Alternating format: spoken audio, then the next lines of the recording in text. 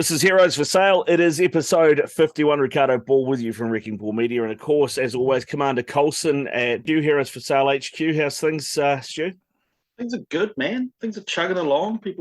I think people have accepted that weather this year is just going to be shit forever. Mm-hmm. And like, oh, well, I guess we're going out now. We're going to go out, and people would have, a couple of months back, oh, we're not going out in this weather. Now it's like, this is the weather. We're going out in it. So we've been a little bit busier, and I've kind of felt that it's resignation to that status for people. So happy with that. Obviously, we're only about 10% online. We're still 90% in store, which is. So we like that. We like seeing you in shop, folks. Sue and I finally got off our butts and went and saw Guardians of the Galaxy after a whole bunch of people were saying, "Oh, you've got to go and see it. You got to go and see it. So emotional and all that." And I was very nervous because the Taika Waititi Thor film, I think, is the absolute worst thing that Marvel's done. But prior to that, Guardians of the Galaxy 2 was my least favorite of all the Marvel movies. So I was a little bit hesitant. So we went along, and I mean, it wasn't a bad movie. I just didn't care. And I don't know if that's what we want to be talking about here, but it had everything that you're supposed to do, and they did it all right. But I think after Thanos, everything just feels light. It just feels like there's no threat ever anywhere. So we checked that out, but I didn't really dig it too much. But the coolest thing that happened is, as all of you know, I've just felt that the greatest comic to come out this year has been Junction Jones and the Corduroy Conspiracy. And since I've been raving about it, Tom Pesky, who's the writer, has been following us on Heroes for Sale's Facebook page, and he's been listening to the pods, and he has commented, finally got a chance to listen to the new episode, would love to come on and chat, and rope in Luciano as well. So we got a chance to get the writer and the artist of my favourite comic of the year on a pod shortly. That's good news, isn't it? That's great news. That's great news. I was going to say I messaged him directly on Facebook today, and he DM'd me back. And was like, oh, I wasn't sure if you meant DM Heroes or DMU, but hey, let's sort something out. So, we're definitely going to work out a time that works for them. He's on the East Coast. Luciano's in Argentina. So we'll just have to work out a time that's going to work for everybody, and we'll definitely get them on. What are we looking at then? 10 a.m. Eastern is about 6 o'clock p.m. for us. Yeah. It could be a similar time to Argentina. So let's roll with that. Yeah, cool. Let's line that up. Guest stars. How cool is that? Yeah, man. Yeah, that's fantastic. So, looking forward to that, man. Looking forward to that. All right. It's interesting what you said on Guardians, because I came out of it going, this could have been a standalone Rocket movie. Yep. Right? It could have been the Rocket origin story, and it probably would have been better for that, because I think they were trying to cram too much in, and they were trying to wrap this arc because they knew that half the actors weren't coming back, so they kind of had to do it, and it just kind of, there were parts. You're right. There were parts that were kind of emotional. Like I took Ilaria, and she got really sad at some of the parts in it, and I thought some of it was actually quite dark. And I thought, oh, they've done this well. But then there's a part at the end where they rescued a bunch of kids, and then they have a dance party, a group and rocket dance, and I was like, what is the fuck is this? Is this what has just happened? Yeah, what just happened to this movie? And it was like anything where I was kind of holding on to this has been cool. Just went, oh my god, what'd you do? Yeah, I don't know. I wanted to love it. I think that was part of it. I think I went in wanting to love it. Rocket's cool, man. Groot growing up decent, Gamora and Nebula. They're great characters. I find Drax a little bit dull, but he's shown a bit more in this. So I guess overall the letdown was Peter. Was the main. I don't know what it was that didn't work for me on this time round. I didn't hate the film by a long shot, but I don't think I'd ever bother watching it again. I think that's where I'm at with it. I did read something after I'd seen it. I saw an article that said the one star that was missing from Guardians that was most starkly, obvious, and it was the guy that did the music. So the guy that did the music in the first two didn't do the music in this one, and it felt disjointed. It felt like it didn't fit a lot of it. Well, the first movie's music was just phenomenal, and this one just felt like it had. We need an epic track. We need an epic 80s track, and when they dropped in The, which is one of my most favorite bands, I was like, oh, cool. Who's going to know this? This is obscure. Why are you doing these kind of bits and pieces? Anyway, let's talk about comics, man. Yeah, all right, let's do that. Control over. Yeah, let's do that. I mean, a lot of people enjoy Guardians, so I'm not a good take on the piece of it. So let's leave it at that. Yeah. Well, it's not the worst movie. I mean, shit, it's not Green Lantern, is it? It's not Green Lantern, and it's not Guardians of the Galaxy 2. Let's give it that. It was Guardians of the Galaxy 3. There you go. So that yeah. This might be the last time we do this segment, folks. Thanks for listening. All right, Yeah. let's get into our comics now. I'm going to put this up front because I don't want Stu to have to feel like he has to do it. But I went in store to pick up some comics for the next pod, and Stu wasn't there, so Sue and I picked all of these, and that might explain a few things going forward. Comic number 1, Something Epic by Szymon Kudranski. That's not an English name, but well done anyway. I'm just so grateful that you and Sue picked this. This is one of the, definitely after Junction Jones and the Cordial Experience, this might be my favorite comic of the year. There were just parts of this that I just thought was beautifully done. The art I thought was really, really clever. I love in that second panel how there's that sort of second page, you've got the grey tones of the kid walking through the park, and he looks down, it's Image Comics Presents as part of it. And then it's a couple of pages later, written in art, Szymon Kudranski or whatever.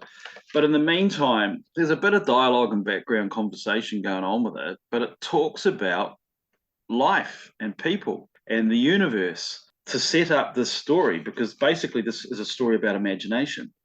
And it talks about our brain development as children. It talks about how Beethoven wrote symphonies without ever hearing them because he was deaf. And then it's got this brilliant, brilliant, brilliant piece that I just love the most. And I'm going to read it out because that's how we roll on our podcast.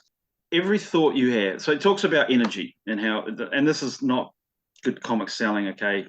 But he has a bit of a chat about, we're told everything is made of atoms, right? So we all know that. And then an atom cannot exist without its electrical charge, without energy. Energy cannot be created or destroyed, only transformed. So every thought you have is stored in your brain as energy. And this includes imagination. Everything you've ever imagined is stored in your memory in the form of electrical energy. And that energy cannot be destroyed. That means it's real, tangible, and measurable. It exists physically within our world. And I was like, man, there's just some stuff you read every now and then that sticks with you. That sticks with you forever, right? And one of my favorites of that is color doesn't exist. You heard that? Have you read the scientific understanding of this? I have, but you carry on and flesh this out. So if you go down to the most basic, we've just talked about atoms. Atoms are colorless, okay? You start adding lots and lots of atoms together to get all your compounds and things, you still aren't introducing color. Color comes from light reflecting off those different wavelengths, and our brain interprets it and creates color. Color is made up 100% inside your brain, which in this case, after this discussion, says, well, it's real because it's imagination. But the actual idea of color is it's not real. Bats see the world the way the world really is. And I remember when I read that, I was like, oh my God, that's right. And he's given this really great example of it. And in reading that, I was like, that is so cool. Imagination exists because we've imagined it, and you can't destroy the energy in our brains. Are you getting that, Buzz? Yeah, that's the alert. Civil defense test alert. Right. Yeah, I just picked my phone up and turned it off. And let's look at this. Okay, folks, I just had the New Zealand's National Civil Defence test alert, which if you didn't hear it, you didn't know there was an alert. So how does this test work? No, I've just had the test go off on my phone, so I know my phone's working. But if it didn't go off, I wouldn't have known. So how stupid is that? They did put out a press release that was in some of the news. So maybe if you were going, okay, look out for it at this time. But okay, obviously you didn't see that. Yeah. So. What was that? Well, on your phone. So if you didn't have a phone, if your phone was off and you missed the press release, you missed the alarm. Brilliant. All right, I'll be saved. Anyway, Something Epic. It's basically a kid who lives in a house with his mum, and there's monsters and things in there, and he can see them, right? And that's a story that's been done so many times. But the way this one is done, the way this explains our senses and imagination and all that, and the quotes, Nikola Tesla's quotes are in there, all sorts of stuff about how we interpret the world. And then he's gone and said, well, now that you all understand that, let me take you on a ride with a comic book. And like you said, this first comic feels almost like just a 28-page setup of what is actually going to happen, but it is done so brilliantly with such wonderful artwork to fit this kind of story. He goes to a shop to buy a Bible, and the Bible's talking to him to reach, go and grab him, then take him home, so that's going to be alive in his house. There's just some madness going on in this that, again, I think comic is the perfect medium to tell it. This guy's had a really cool idea. He's thought a lot about imagination and what goes on with it and how we turn it into something and how the comic format does that. And it's just the perfect thing we could be doing on a podcast and encouraging people to read. Yeah, 100%, man. And you mentioned the artwork. It's just the imagination that's gone into the artwork even. I mean, there's a spread where there's all these different characters that he's obviously, and the artwork is different. Each character is different. You got one that's pixelated like an early 80s computer game. You got one which is the classic superhero look. You got one that looks like it's Transformer. You got a couple that look like they're out of, the Jungle Book Disney kind of thing. You got the Japanese style in there as well. It's all like he's mashed everything. It's just a mash of ideas and imagination, and then he's given it life. He's basically said these things are real. Don't think it's silly. Don't get into it. I loved it. I can't wait for the next issue because I feel like you said. I feel like here's my setup. Now let me blow your mind. I feel like that's what's coming along with this. Something epic. Something epic is coming along. Yeah. Well, I think something epic is coming along, to be honest. Yeah. How do you say that? So Szymon Kudranski, is that right? Is it Simon or Sizemon?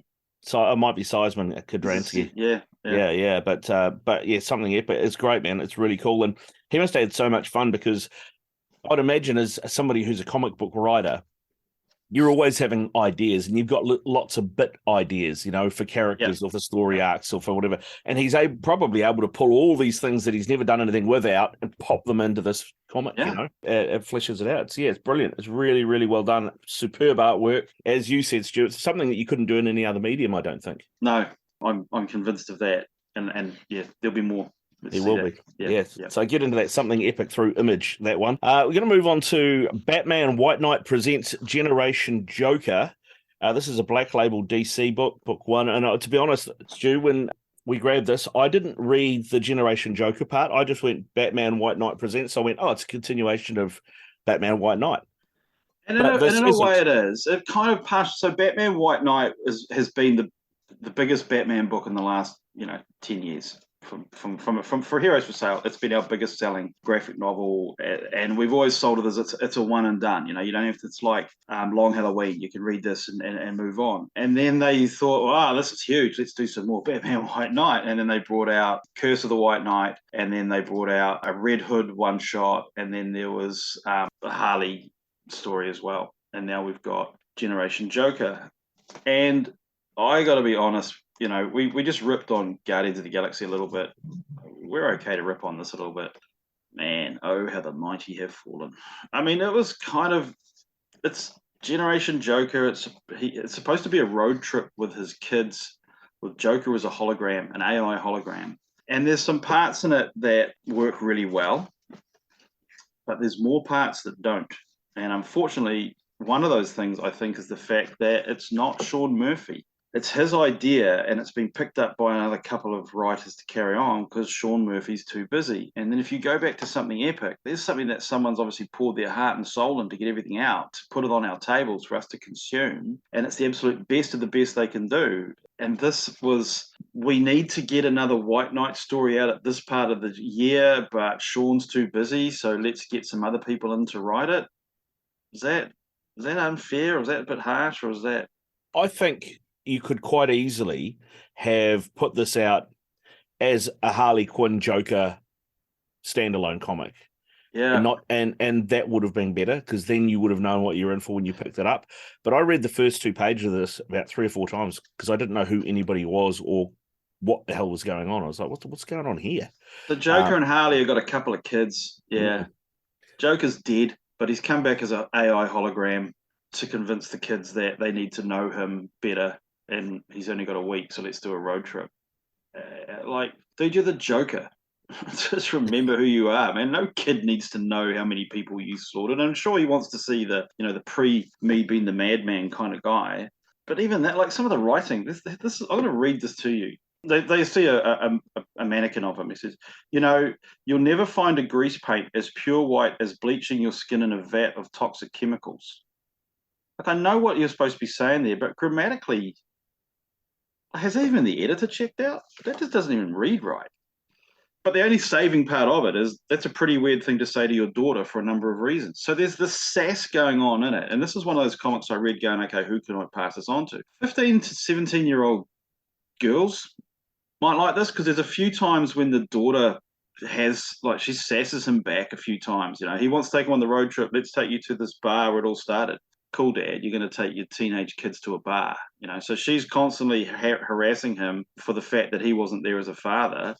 You want to talk about Guardians of the Galaxy being about family? This is just, I think it just missed every point of it. It's hard. And I think it's probably a little bit confusing too, is that the Joker in this is wearing a suit almost like something like Alfred would wear, but it's got a Batman logo on it and then purple lapels. And he kind of looks like, have you ever watched the Hotel Transylvania movies with Adam Sandler as Dracula? Yeah. It looks like it's drawn. It looks like the Dracula out of that, which the Adam Sandler, and I'm like, I struggle to take it seriously. Yeah, and I know there's parts of it that you just want to do cool. Let's do cool for the sake of it. But what is that motorbike Harley Quinn rides? It made Judge Dredd's bike look like a scooter. It's like, what is this? And that's it. Sean Murphy did some phenomenal design in Tokyo Ghost, his independent image book. And this feels like a bike ripped out of that, where it worked in that because you had kind of Death Drone motor races and all that kind of carry on. But I don't know, man. I just felt like this was DC needed to get its 6th Batman book out for the month, and this is what rose to the top of the pile because Sean Murphy had an idea and they could drag in a couple of artists. So yeah, I mean, if you're a Quinn fan, if you're a completist and you want to have all the White Knight stuff, grab it. Yeah, that said, folks, no one listening to this pod's now going to go, oh, I must go and get that, even if it's just to listen to grumpy old Stu rip on it. So we should move on. Well, let's move on. And this one is from our favourite horror writer, Cullen Bunn, or one of our favourite horror writers, through Boom Studios, Ghostlore, Stu, and this is pretty cool. And it's an original idea, isn't it? Or does it take the idea of, who's the I See Dead People? What was the movie with that? Sixth Sense. Sixth Sense. Like, let's ramp that up. Let's take Sixth Sense to another level. Yeah. Here, if you're going to go with a sassy teenager attitude, this is a real one, right? This is, what else is going on with that girl? Dad's a preacher. It's a small town, so we're in the middle of nowhere, I guess, Nowheresville, USA. I don't know. It's just a fresh new take, and it's horror, and it's done proper horror, and we'll be back next month for more of it. Yeah. How do we explain this without giving too much of it away? Because you kind of is the reveal is at the end. Maybe no. There is a reveal of sorts, but yeah, you don't want to give too much away in this. But yeah, let's just say that dad and daughter don't get on, and there might be a reason for that sort of comes out a little bit later on. But that's not all that's going on, because the brother who doesn't talk at all turns out some sort of trauma. You find out that, and that kind of adds another dimension to the story and where they are. Yeah. Do you know one of the weird things that happened with this comic when I was reading it was the second to last page when I turned it, I missed it. Like the 2 pages, they didn't stick together. There's something about this paper stock that's slightly different to every other paper stock. Do you feel that? Yeah, it is it's slightly more matte, less gloss, maybe. But so when I turned the last page, I actually skipped the page in between, and I was like, what the hell just happened? How'd that go on? And I was trying to work it out, and then I sort of read back, and I was like, oh, somehow I missed that page. That's the listen to me, I can't remain, all that sort of carry on double spread there. And so I reread that, and I was like, oh man, this is so cool. But as we've been doing this pod, I've just flicked through it again, and there's another double page that I completely missed when I was reading it, just because of the paper stock. And it's a big part about the boy. So I was really already enamored with the story before that scene happened. Now that I see that, I'm even more intrigued by this whole thing in this town. I missed one of the biggest parts of the comic. It's like at the movies, and you gotta go to the loo, and you run out. And what happened? Oh, they're never going to show that again, man. That was the most amazing thing you ever saw in cinema. This is pretty cool. This is really cool, the bit I missed. Well done, Stu. Yeah, really well done. And I tell you, I mean, you're talking about the paper of the comic itself, but the card as well, the card cover is really cool, and it's got that embossed thing going on as well, so you hold it to the light and you get a bit more detail. Oh, you got the embossed version, did you? That was a separate cover. Oh, was that that's the Yeah. one? Oh, that one's Black so and much white. nicer. Yeah. Yeah, that's cool, man. Yeah, I mean the whole cover thing is, variant covers that everyone's doing is it's cool. People get to choose what they want, but one thing you don't quite get to appreciate fully is one that says embossed foil. When you're looking at it on a screen, you can't quite make out that embossed foil until you're holding it. And having seen that one or processed it into the shop, I know exactly what that one's like. That's you got the stunner, man. Well done. Thank you. Got the stunner. So there you go. Mm. Ghostlore, written by Cullen Bunn, and that is through Boom. First issue is out now, and if you're a horror fan, grab it, read it. That is really, really cool. I really And enjoyed it had a little bit of a start feel that it felt similar to Midnight Mass. it. At the setting. So if you Yep. ever watch that TV show, it's got a little bit of that. There's the preacher preaching to an empty church, or not many people there. Then the daughter sort of doing what teenage daughters do, which seems to be to try to annoy their dads. Not my teenage daughter though; she's amazing. Don't have to deal with any of that crap. And then bit more horror, and then a lot more horror, and then deeper and deeper into the horror. So get it, Ghostlore, love it. Love it. All right, shoot. It's time for. What do you mean you haven't read that? Now let's go back to the fact that Riccardo and Sue picked this. Because I would not have picked this for what do you mean you haven't read that? Because I don't read a lot of fantasy, even though I'm the Remender Bender guy and read them all. And about when I was doing my sci-fi Rick Remender tour, I remember picking this up and reading to the first two story arcs, which would have been the first two comics, and then going, I just can't do fantasy. I'm just not interested in this, and put it back down. So when I saw this in the pile that you guys had chosen, I was like, fuck, I'm going to read the whole thing now. I got to read it to the end. Oh my God, how brilliant is this? I did the exact same thing with Rick Remender's Deadly Class, where I read the first two issues of his first graphic novel and went, I don't know if I'm interested in this. It got made into 5 seasons of Netflix or something. When I finish reading all of Seven to Eternity, which I will now be doing, I'm going to reread all of Deadly Class because the guy, it was wrong of me to even dismiss it after the 2 issues, and that was just me being a dick because I'm like, no, just magic, whatever. The first 2 issues you read, isn't this artwork just out of this world, man? The artwork sells it, really sells it, man. I mean, it's like the way that picture is composed, even not the artwork aside, but the composition of the cover is just outstanding. Like it looks. It'd be lazy to say it reminds you of a Star Wars type cover, but it does have a little bit of that feel about it. The classic, and it's just beautifully set out. Lots of attention grabbing detail in the God of Whispers 7 to Eternity Volume 1. It's just superb. And that art that you see on the cover, sometimes you get a great cover and then the art style changes inside. No, this artwork cover carries on the entire way through. Jerome Opena, who's done this, is just a superb artist, and it works really well with Rick Remender's story, which Stuart's, it's on a different world. Like you say, it's fantasy, but it's also a little bit of sci-fi going on in there as well. Yeah, look, and there's some splash pages that were turned into it. I was like, how did I skip this? How did I not give this more time first time around? Because it's absolutely out of this world. And then the story, because one of the things Rick Remender does that you'll all remember, folks, is one of the reasons I love him so much, is there is no definitive good guy. Like everybody has their flaws, and there's almost, to go back to the Avengers, Thanos' logic was not unsound. So you heard him be the mad titan and all that, and we've got to wipe out half the universe to make the universe thrive. And it's like, a little bit of overpopulation, probably not a bad thing, whatever going on. And this bad guy here, he has some lines and quotes. It's like, yep, I feels you, bro. I'm on for that. You're doing pretty cool. And they rock in to do the battle with the uber bad guy at the start where everything's going wrong, and they pull it off. They pull off the heist, the whole plan of it. So that feeling where it was all going to go wrong at the start for me, I think that's why I quit at issue 2. I was like, done it. And I'm taking this on board. What a jerk of me to not carry on reading, because the art should have been enough for me to carry on to find all those nuances in the characters and all the extras in the characters, and to find out that there's just so much more plot planning has gone into this as to who's who. Couldn't agree with you more. I mean, it's an ancient planet, obviously, an ancient culture of a culture that is now no longer dominant. And in a way, the Mossack, the people they call the Mossack who have tap into, I guess, the magic, and they kind of remind me a little bit of the Jedi, but it's not done.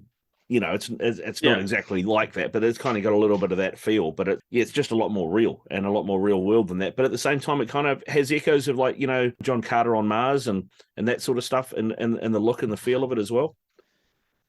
Yeah, the world has that take. What has that? It's a colourful palette, right? And it's got critters, man. When you go and read these fantasy and these sci-fi books, you want to, you're not going to ride a horse. You got to ride something funky looking, and that's something funky looking that he rides into town. And it's got all those.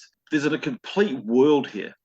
I don't know how much of this is Rick's work or how much of it's Opena's work, but whoever has, it's not Lord of the Rings. It's not any other fantasies type thing you've read, but it is a completely new world with different creatures and powers and things that allow people to do stuff. So the basic idea of this premise, folks, the bad guy is linked to everyone in the world because he gives you what you want.